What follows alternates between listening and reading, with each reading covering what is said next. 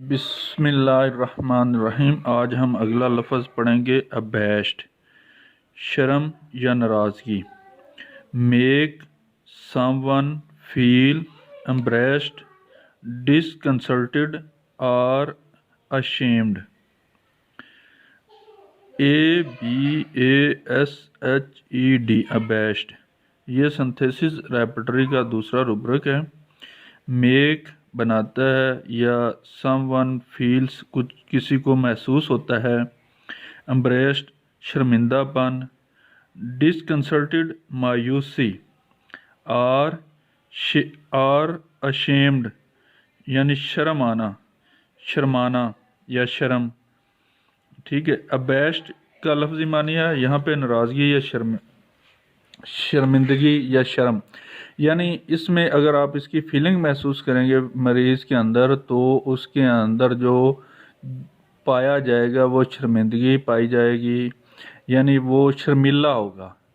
वो क्या होगा? शर्मिला होगा। पेशेंट कौन सा होगा? वो शर्मिला होगा। वहाँ जो पेशेंट शर्मिला नज़र आए वहाँ पे जो आप रुब्रिक लगाएंगे वो लगाएंगे अबैश्ड।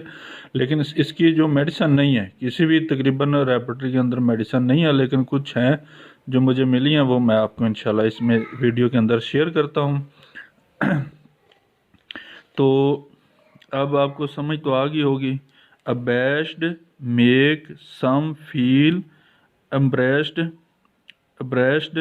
डिसकंसल्टेड और अशेम्ड, यानी किसी को महसूस होना।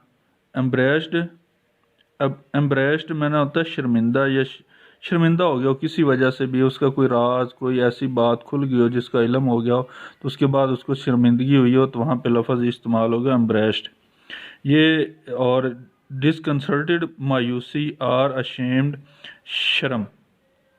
अच्छा, अबेस्ड और एम्ब्रेस्ड के अंदर फ़र्क ये है, ये जो शर्मिला है, मरीज़ ही शर्मिला है। जो एम्ब्रेस्ड है उसको बाद में शर्मिंदगी हुई है किसी वजह से।